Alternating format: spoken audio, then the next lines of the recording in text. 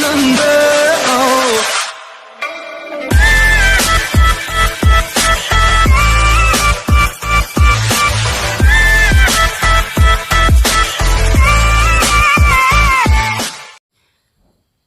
เคก็สบายดีเพราะว่าสาวเราทุกคนเนาะมันยังได้บ่เจอหน้ากันนานคิดถึงกันบ่ยังได้บ่เจอหน้ากันนานคิดถึงกันบ่มาเป็นเพลงนะครับมื้อนี้ก็สิมาบ่ได้มาให้สั่งนกคือว่ามาอันแบบมาอันให้เห็นหน้าเห็นตาให้คิดฮอดกันซื่อๆถือว่ามื้อนี้ก็เป็นมื้อวันที่8นะท่านผู้ชมเนาะที่8พร้อมวันที่28กรกฎาคมก็แมนมือสุดท้ายของมืออันกูงงไปหมดเลยเพราะหึงเราบ่ได้มาเล่นค่ะมาเล่นมื้อนี้เนี่ยก็ว่ามันก็มีแนวครับให้อีหยังลวงลายเนาะคือว่าตัวเอกของเฮาก็คือตัวนี้เนาะสั่งจองล่วงหน้าได้ครับเบอร์ซุ่มสเก็ตปืน4เบอร์ว้าวหับเลยนั่นแล้วก็ต่อไปมันสั่งว่าอย่างอีกก็มันสั่งว่านะวะตัวอัพเลเวลตัวละครเลเวลซีเนาะครับเลยของฟรีอยู่แล้วน้องหำเอ้ยแล้วก็แม่นให้เข้าไปแล้ววะนี่เขาจะมาลดราคาเนาะตู้อีโวแต่ละต่างๆมาลดราคาว้าวอลังการงานสร้างโอ้บอกปอบจัดไปเพื่อสิได้ของดีเพื่อทั้งนั้นกูบุซุ่มแหละ โอ้อันนี้เนาะคือว่ามื้อนี้เราจะมาซุ่มตัวนี้ทำสมเบิ้งนะทำสมเนาะแต่ก่อนจะไปซุ่มก็อย่าลืมกดไลค์กดแชร์กดติดตามกดดิ่งแค่นี้แล้วก็มันจะมีกิจกรรมอันนี้ทำสมเนาะทำสมก็อย่าลืมไปเด้อเข้าไปบนเดียวนี่เนาะเข้าไปเลยมันจะมีเราเลือกสกินปืนฟรีนะเนาะว่าจิ้มเจ๊กแบบฟรีลืมไลค์กดแชร์ตามกลิ่นแค่นี้ว้าวไปได้ฮับเปิดนี่ทำมันช่างแม่งมาแล้วก็เลื่อนลงทำกล้องไปวิดีโอมาเบิ้งแฟนคลับนี่เนาะเขาพยายามเลือกสกินปืน3 อันทำสมก็เลือกเลยจะได้อันใดแต่เขาที่แม่พ่อสั่งมากับMP5 เขาแต่ว่าทานส้มก็อยากเลือกดีๆทำส้มเนาะอันนั้นส้มเลือกเอาแบบปืนได้เราสามารถจีเปลี่ยนออกได้ทำส้มเนาะเปลี่ยนปืนได้เนาะตอนที่เอาเลือกดีๆคิดดีๆใจบอกทำไว้ถ้าเขาก็จะเลือกปืนนี้ไปที่ไว้เนาะเราก็เลยเข้าไปนั่นเลยเนาะเข้าไปล็อกอินมันเนาะนี่เนาะมันใช้เฮาครับแต่ละวันเนาะอินเฮ็ดตามภารกิจเราบวกทำส้มเนาะทำเต็ม 1,000เขาก็ได้ไปแบบท้าวันฟรีอย่าลืมเข้าไปเบิ่งนะครับเนาะไปเขาก็สิมาซุ่มเปิดนี่ให้คิดฮอดกันครับผมเนาะออกจะหน่อยซองกุยดับซะบ่มีคลิปลงมา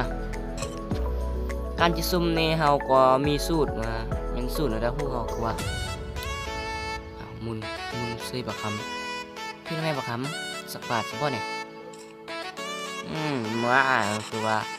ตู้มานี่ก็ว่าสกินอันทาวอนออกยากเก่าสมเนาะและแถมสกินอันเป็นวันนี่สุดยอดเลยออกบักดีๆท่านผู้ชมอย่างน้อยเขาได้เป็นวันเนี่ยก็ภูมิใจจริงอย่างน้อยGMเขาก็มาแจกฟรีเนาะอันซื้อเบอร์อันซูมสกินเบอร์160เป็นบ่4เบอร์เด้อ4624มานี่ท่านผู้ชมเนาะคือเราก็บ่มีสูตรมีสั่งมีที่ลองเบิ่งลองจากบ้านเนาะเขาก็ได้ซุ่มประมาณ5เบอร์ท่านผู้ชมเนาะมาโอ้โห24 ชั่วโมงเราบ่มีสูตรมีเลยมาซุ่มแบบธรรมดาเฮ้ยนะเดี๋ยวย้อนเขาบ่จับมันจริงนะโซโต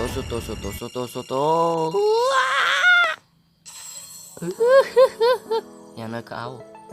มา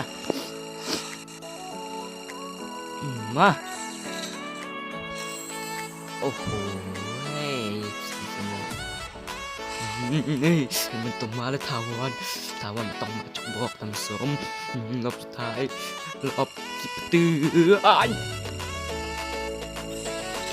กล่องม่วงโอ้โหซ้ำเดิม ประเทศลาวเฮาก็ช่วงนี้อากาศก็ดาวเย็นเด้อท่านผู้ชมอย่าลืมรักษาสุขภาพไว้เด้อจังไดก็สิบ่เห็นหน้าพ่อหน้าแม่ซ้ำอย่าลืมนุ่งเสื้อยาวให้มันอุ่นๆนอนห่มให้มันร้อนๆรอบสุดท้ายสุดของมื้อนี้กูต้องออกเข้ามา เป็นสูตรอีโวของกูแม่นบ่นี่เอาให้ปืนมันหันหน้ามาแบบยิงเฮาแบบนี้ไปรอบสุดท้ายสุดคือประวัติศาสตร์ของกูไอ้เกี้ยมันตาว่ามันตกมาว่าได้จะซ้ำเก่าอันกล้องนี่ก่อยทำสมก่อนมูดีเนาะมันออกยากทาวเนาะแต่ก็บอกเป็นยังใส่ได้สกินปืนยังมาเด้ว้าวสกินปืนยังมาเด้โอ้กูมันติ้วๆเนาะเน็ตบ้านกูมาเลยเนี่ยว้าว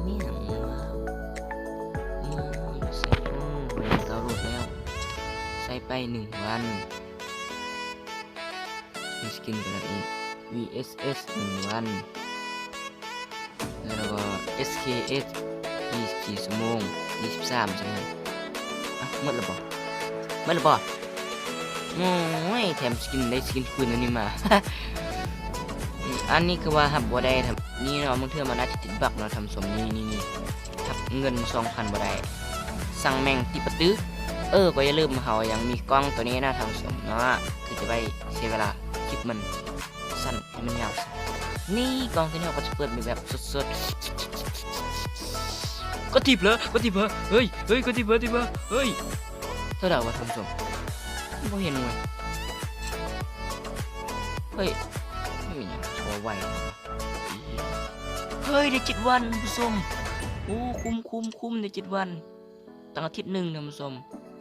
มีเวลาไปกอกน้ำแล้วท่านผู้ชมเนาะมีเวลาไปตักน้ำให้พ่อแม่แล้วเนาะมาใช่ไหมหำนี่ก็จบคลิปเพียงเท่านี้ท่านผู้ชมก็อย่าลืมเข้าไปสุ่มเนาะจังใดก็อย่าลืมกดไลค์กดแชร์กดติดตามกดกระดิ่งคลิปนี้ทานหู้เนาะท่านผู้ชมเนาะคันฮอด